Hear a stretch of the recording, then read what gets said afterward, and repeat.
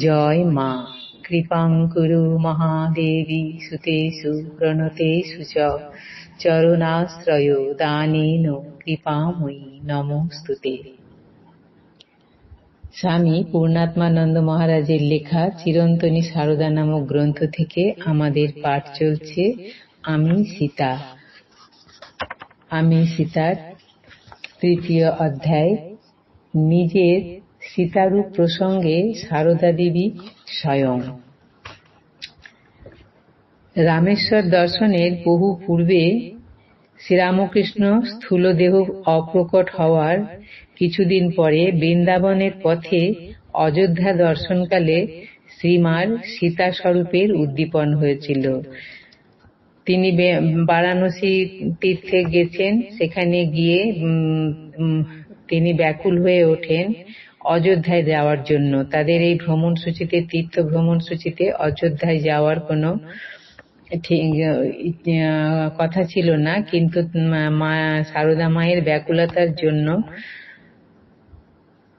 সেখানে শেষ পর্যন্ত যাওয়া হয়েছিল। তারপর সেখান থেকে বৃন্দাবনে যান, আর সেখানে গিয়ে তিনি তার পূর্ব লীলাস্থল যেন দর্শন করেন।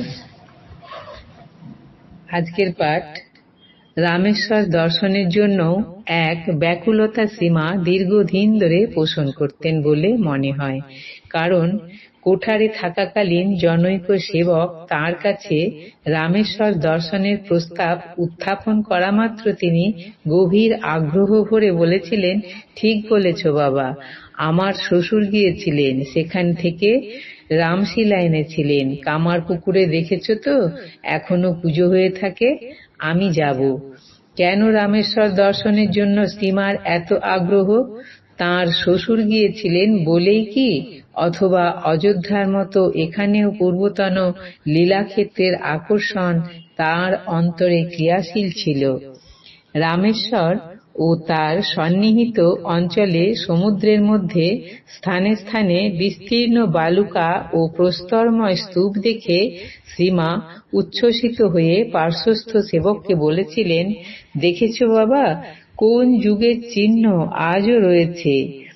লোকপ্রসিদ্ধি এই যে ওই সমস্ত স্তূপ হচ্ছে ভারতের শেষ প্রান্ত থেকে লঙ্কা পর্যন্ত বিস্তৃত ত্রেতা যুগের সেই বিখ্যাত নল নির্মিত সেতুর ভগ্নাবশেষ। বহু ভৌগোলিক পরিবর্তন সত্ত্বেও এতকাল পরে রামচন্দ্রের সেতুর চিহ্ন বিদ্যমান রয়েছে দেখে শ্রীমা উল্লাস প্রকাশ করেছিলেন। অতীত জন্মের স্মৃতি এক্ষেত্রেও তার মনে জাগ্রত হয়েছিল কিনা কে জানে। শ্রীমার মন্ত্রশিষ্য বিভূতিভূষণ ঘোষ জয়রামবাটিতে সিংহবাহিনীর মন্দিরে অনুষ্ঠিত রামায়ণ গান প্রসঙ্গে একদিন বলেন, আহা, কেমন সুন্দর রামায়ণ শুনলুম।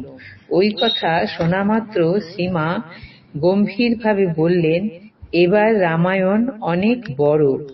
শ্রীমার এই উক্তিটির তাৎপর্য হল, সর্বাধুনিক অবতার শ্রীরামকৃষ্ণের লীলাকাহিনী পূর্ববর্তী অবতার রামচন্দ্রের লীলাকাহিনীর তুলনায় অধিকতর বৈচিত্র্যময়, অধিকতর ব্যাপক ও গভীর। বাস্তবিক এটাই ধর্ম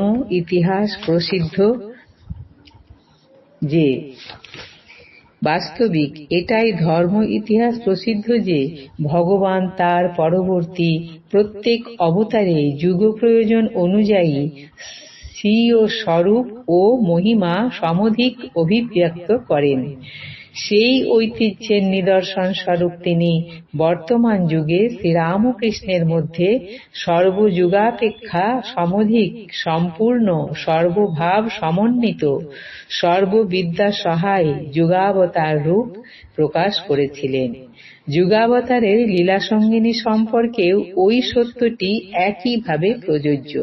সম্ভবত ওই অর্থেই অসাম্প্রদায়িকতার প্রতিমূর্তি স্বামী প্রেমানন্দ বলতেন, শ্রীমা সীতা, রাধা, বিষ্ণুপ্রিয়া এদের চেয়েও কত উঁচুতে উঠে বসে আছেন।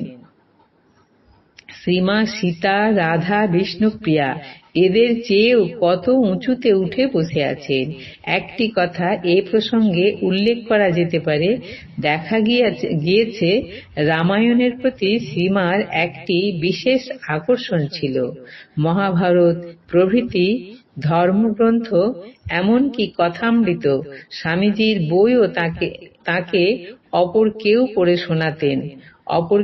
স্বামীজির বইও তাকে অপর কেউ পড়ে শোনাতেন, কিন্তু রামায়ণ তিনি নিজেই পড়তেন এবং বিশেষ করে উদ্বোধনে থাকার সময় রামায়ণ পাঠেই তার অধিকাংশ সময় কাটত।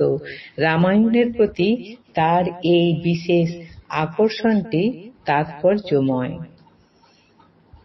আজ এই পর্যন্তই।